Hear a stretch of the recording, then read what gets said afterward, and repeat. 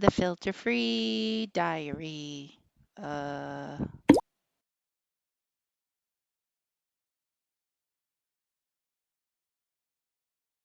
the wise. It was 6:24. Now it's 6:25, and uh, we're gonna talk about the demiurge.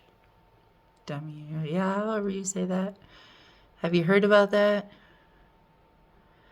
It's like an agnostic truth, which is like what was believed, to be a more true religion back in like Jesus's times. There's a whole bunch of myth and lore around all that stuff, and you can definitely understand where that comes from once you look at the data the way we've been looking at it. What they're basically saying is, let's treat this God in the Old Testament as though it is a real, a compiled existing thing, as opposed to a manufactured, chopped up version of, some truth, designed to be a tool for, all kinds of, I'm not even gonna, creativity, do your thing. But they're not looking at it as though, there was truth that was chopped up into a tool of manipulation, like a Frankenbeast. They're not looking at it like that. They're looking at it like it was a thing that really existed, that really happened exactly that way, and there was no, overtones. There was no, attitude problem with the narrator. There is, it was. So, did you just? I'm fragged out.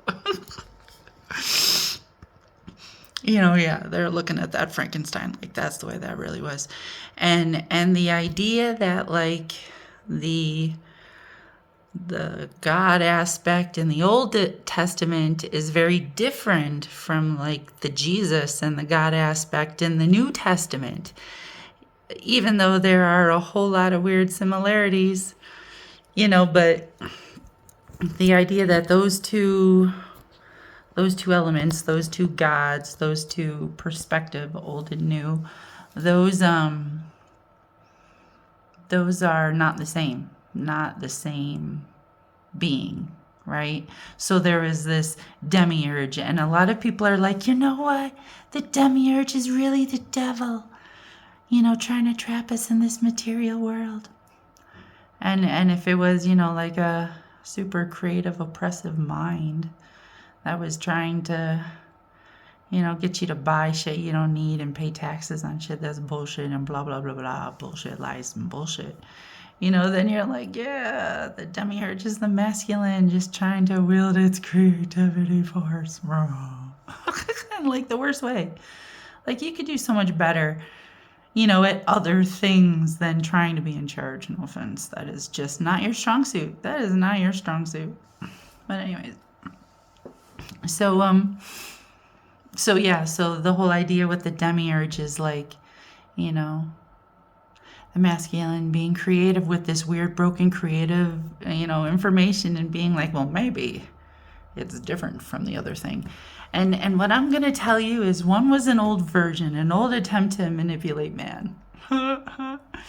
And the new version, it gives you far more of the truth, but it still doesn't tell you too much of anything. The only thing you can really garner out of that is the weird things that they didn't catch, like, when it talks about reincarnation. Yes, that is in the Bible.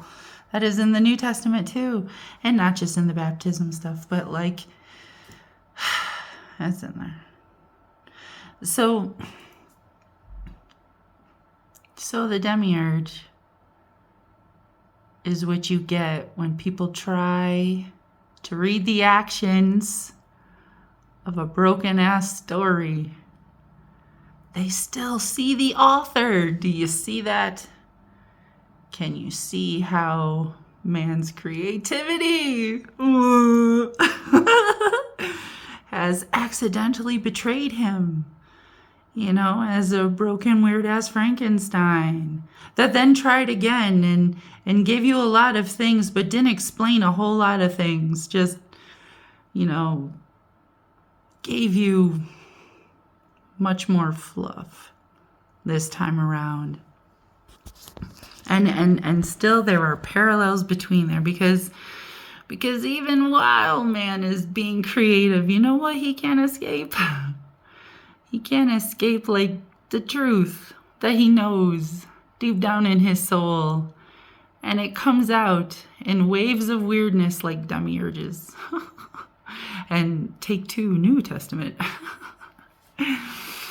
But man, it's just like still some of this stuff is just weird. And yeah, it's weird. Because it's just not in focus. It's just not about spirit. It's just not about the feminine. It's just not about the masculine. It's a whole bunch of weirdness that got chopped up, and now you're eating like American processed food.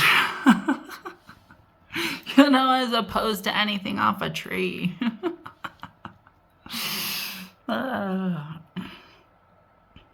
Even in your creativity, you are revealed, author. Have a good evening.